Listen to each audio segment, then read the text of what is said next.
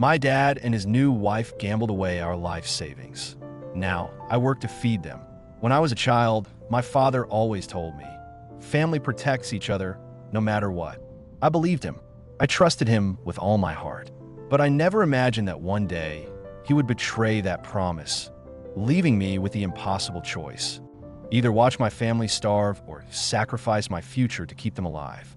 This is the story of how my father and his new wife gambled away everything and dragged me into a nightmare I never asked for. I still remember the day I came home from college to find the house quiet, too quiet. Dad sat at the kitchen table with his new wife, Victoria. She was dressed in silk, her nails painted blood red, holding a glass of wine like nothing was wrong. But Dad's hand shook. His face was pale. "Sweetheart," he began, his voice cracking, "we would need to talk."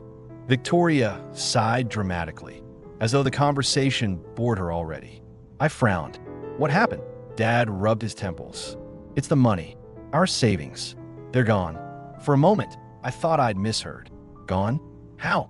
Victoria leaned back, smirking faintly. "Don't be so dramatic, dear. It's just a setback. We'll recover."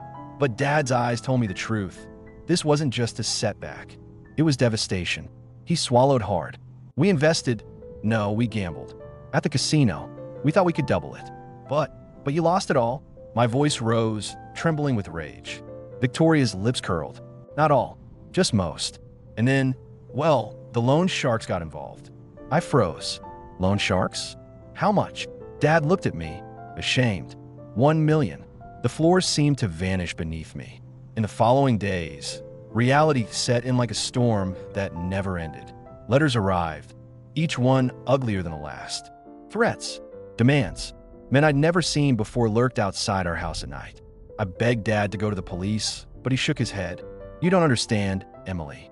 These people don't play by the rules. If we involve the cops, they'll hurt us." Victoria scoffed. "Don't exaggerate. They just want their money. We'll pay them back." "With what?" I snapped. "There's nothing left." That night, as I lay awake, I realized something horrifying. If I didn't step in, if I didn't take responsibility, my family might not survive. So, I made the hardest decision of my life. I dropped out of college, put my dreams on hold, and started working every job I could find. Morning shifts at the diner, evenings at the warehouse, nights tutoring kids online, all while my father and Victoria continued living in denial. Weeks turned into months. My body ached from exhaustion, but the fear of losing everything kept me moving. One evening, I stumbled home after a 14-hour shift covered in grease and sweat. I opened the fridge, only to find nothing. Empty shelves. "Dad," I whispered, "didn't I leave groceries here yesterday?" Victoria appeared in the doorway, sipping wine again. "Oh, those. We had friends over. Needed something to serve." I felt my blood boil. "I'm working myself to death. And you're throwing parties?" She shrugged. "Life is too short to live in misery. Besides, isn't that what family is for? You take care of us." For the first time, I saw her clearly. She wasn't a victim. She was a parasite. Dad said nothing. He just sat there, defeated, unable to look me in the eye. One night, I returned home to find two men waiting at the door. Their suits were sharp, but their eyes were colder than winter. "Where's your father?" one asked. I hesitated. "Inside." "What?" He smiled, though it didn't reach his eyes. "Tell him his time is running out. We expect payment next week. No excuses." When they left, I stormed inside. "Dad, they're threatening us. Do something." He buried his face in his hands. "I can't, Emily. I've tried everything. They won't listen. So you're just giving up? Leaving it all to me?" His silence was the cruelest answer. That night, I cried harder than I ever had before. My father, my hero, had become a coward. I found myself working not just for food, but for survival. Every dollar I earned went to keep those men from coming back. But the more I gave, the more they demanded. One evening, I overheard Victoria whispering on the phone. "Yes, she's still paying." "No, she doesn't know." My heart pounded. What didn't I know? The next day, I discovered the truth. Victoria wasn't just gambling occasionally.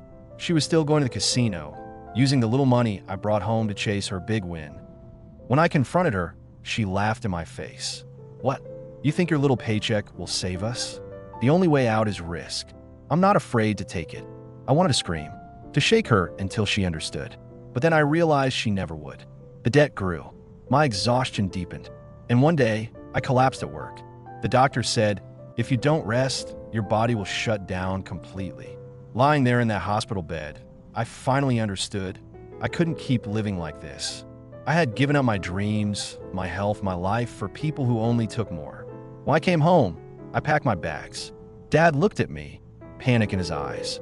Emily, please don't leave us. We need you. I shook my head, tears streaming down my face. No, Dad, you need to stand up.